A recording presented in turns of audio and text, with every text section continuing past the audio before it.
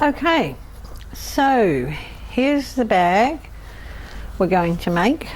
Now this fabric I thought was quite yummy, and it actually wasn't in the quilting section, it was in the dress section, and it was stretchy.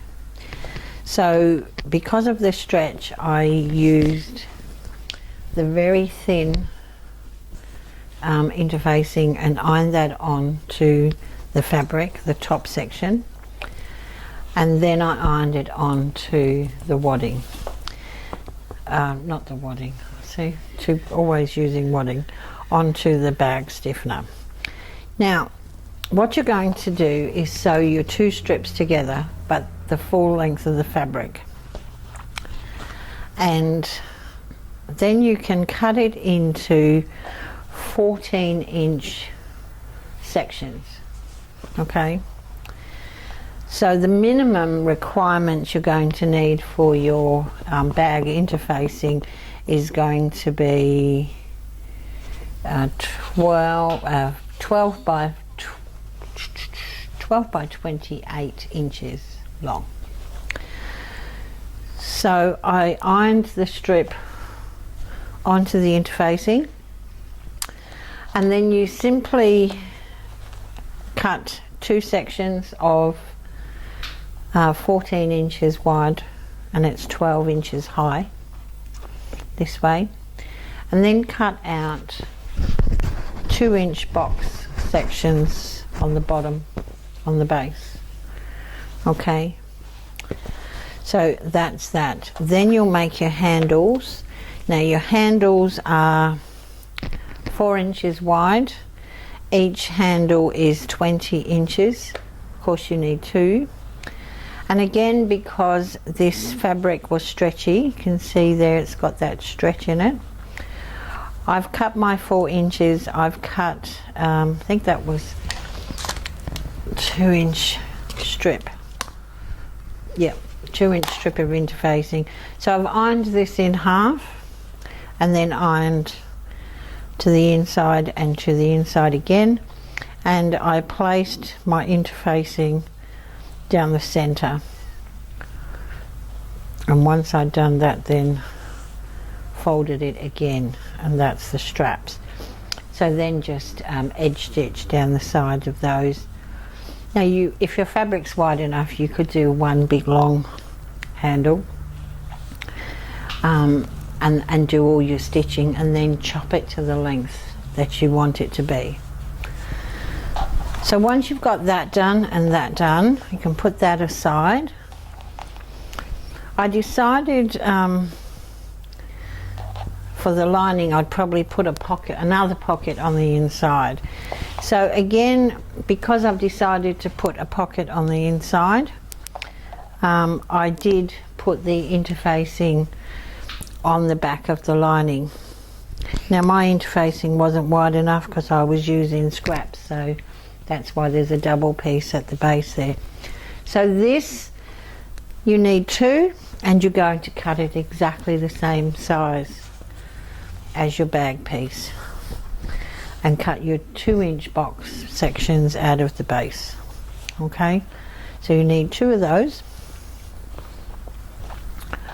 I decided on one I would put a pocket in here. So this pocket piece I've cut 10 inches by 12 inches, and I've just folded it in half, stitched all the way around, left a little opening at the bottom, and then I will place that on there and stitch around the three sides. Now I think I'm probably going to stitch down the center as well, just so that it gives me two pockets instead of one big one. And I figure that way probably my phone would fit into one. So I've just centered this, come down from the top 1.5 inches. The pin is the center of the pocket, and the other pin is the center of my lining. So I've just lined that up and centered it. So it's 1.5 inches down. and I will take that to the machine and stitch around it. So that's the lining pieces done.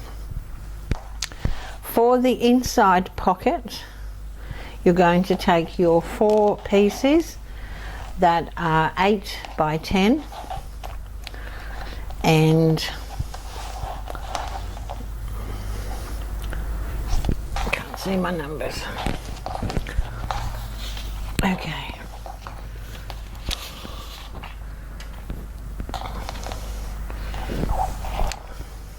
So they're 8 across and 10 down. So you'll just put 2 pieces back to back like that on your zipper tape and stitch down. Once you've done that, you do the same thing on the other side. Put them right sides together on the zipper tape and sew. You can sew them both at the same time. I actually used my skinny walk-in foot to sew. I didn't even put the zipper foot on. Then you can come back, give it a nice press, and top stitch down each side. Now if you're going to top stitch, where I've got the pin here, I've left about a 1/2 inch on both ends, so that when we make our pocket, I can take those out now, you can see. So when we close this up, you need to make sure that your zipper pull is to the inside. Ask me how I know that. You do not want to chop that off or stitch through it. So we're going to sew those pieces together like that. Now this one is the inside lining piece, and what we're going to do is sew across the bottom. So all the seam allowances are pretty much 1/4 inch, okay? So this is the inside of the pocket. So I'm going to sew along here and sew the 1/4 inch.